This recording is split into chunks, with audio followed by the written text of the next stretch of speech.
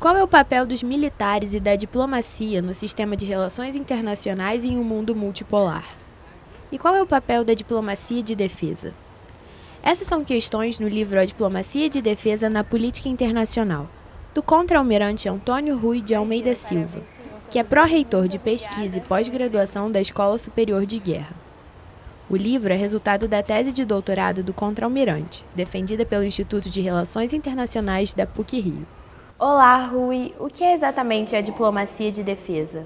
Diplomacia de defesa, Eduardo, é simplesmente os militares fazendo diplomacia. Normalmente se pensa que os militares apoiam a diplomacia, tendo os instrumentos de força por trás dos diplomatas para dar suporte à diplomacia, mas que os militares, quando essa diplomacia falha, eles podem ir ao conflito ou à guerra. A diplomacia de defesa, que é esse livro, ela busca mostrar que também os diplomatas, além dos diplomatas, os militares também fazem a diplomacia, daí denominada diplomacia de defesa. Qual é exatamente o papel dos diplomatas e dos militares e até que ponto as atuações se sobrepõem ou são complementares? Elas são complementares, Tanto os militares apoiando os diplomatas, como eu disse, como os instrumentos de força por trás da diplomacia. Se fala muito da pena e da espada, ou seja, por trás da pena teria a espada, mas no caso da diplomacia de defesa, os militares estão ali, de uma certa forma, fazendo um papel de diplomatas. Então, eles complementam a atividade diplomática feita pela diplomacia profissional. No livro, o senhor afirma que a diplomacia é uma prática social. Qual é o papel dessa prática na sociedade internacional? O livro é baseado na teoria das relações internacionais chamada Escola Inglesa, que trata muito das práticas sociais, quer dizer, como as coisas acontecem, como essas práticas, não práticas no sentido habitual, mas sim práticas no sentido de excelência, como essas práticas se constituem. E como elas se constituindo, elas acabam construindo instituições pela repetição e pela disseminação dessas práticas. Então, as práticas sociais aí são aquelas práticas de caráter sociais estabelecidas entre os agentes, os militares e civis das Forças Armadas ou do Ministério da Defesa de um país com outros militares e civis de Forças Armadas e de Ministério da Defesa de outros países. Então, são coisas mais concretas, essas práticas. Através dessas práticas, que são, por exemplo, os adidos militares, os adidos navais, que são colocados nos países, os exercícios, os cursos e treinamentos que são dados para militares de outros países, os mecanismos de cooperação, os mecanismos bilaterais, multilaterais, que são fóruns para negociação e para a prática diplomática, tudo isso são as práticas sociais que constituem a diplomacia de defesa. Nos últimos anos, houve um aumento da participação de militares em missões de paz, em ações de combate ao narcotráfico e ao terrorismo, e em questões humanitárias e ambientais. A que se deve essa nova agenda de atuação? Essa nova agenda, ela se dá principalmente com o fim da Guerra Fria, não que ela tivesse deixado de existir durante a Guerra Fria, mas ela se dá muito com o fim da Guerra Fria, com também a mudança no pensamento do conceito de segurança, que ficou um conceito mais alargado para pensar também as questões sociais, as questões econômicas, as questões ambientais, a questão também do conceito de segurança humana, todos esse enlargamento dos conceitos de segurança, mais a queda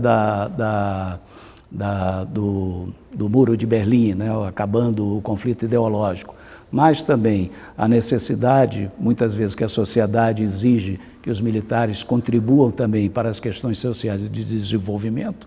Isso tudo, mais os estados falidos que necessitam ter esse apoio, tudo isso fez com que os militares também começassem a ter uma agenda mais alargada, que são essas práticas, algumas das práticas mostradas no livro sobre a diplomacia de defesa. No livro, o senhor mostra como a Guerra Fria influenciou a cultura militar americana. Como foi essa influência?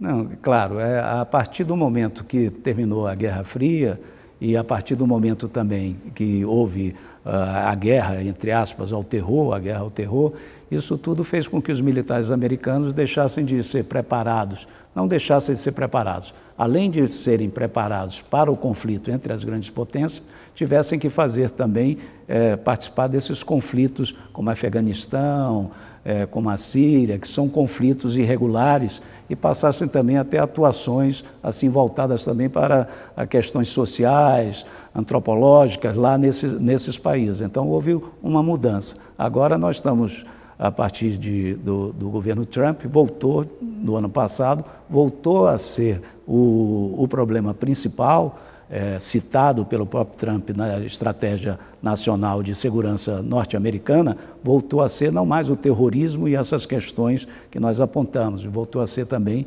o conflito entre as grandes potências. Então volta a preparação a ser focada principalmente na possibilidade de um conflito entre as grandes potências.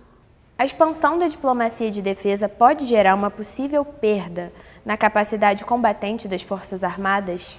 Essa é uma das críticas, né, da diplomacia de defesa, porque, por um lado, alguns críticos dizem que ao se deparar, ou a se prepararem, ou terem que atuar em coisas como de questões sociais, ou questões de desenvolvimento, ou em guerras assim de caráter irregular, isso tudo levaria poderia causar uma falta de preparo para o combate realmente num conflito entre Estados.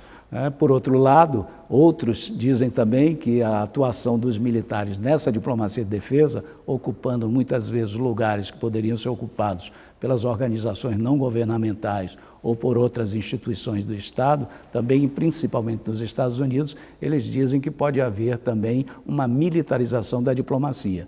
Ou seja, uma desmilitarização das Forças Armadas, né, pelo preparo, deixar de se preparar para um conflito interestatal, e, por outro lado, outra tensão é essa, que são críticas que aparece que poderia a participação dos militares nessa diplomacia, atuando em áreas que poderiam ser de organizações não governamentais ou de outras instituições do Estado, estaria militarizando a diplomacia.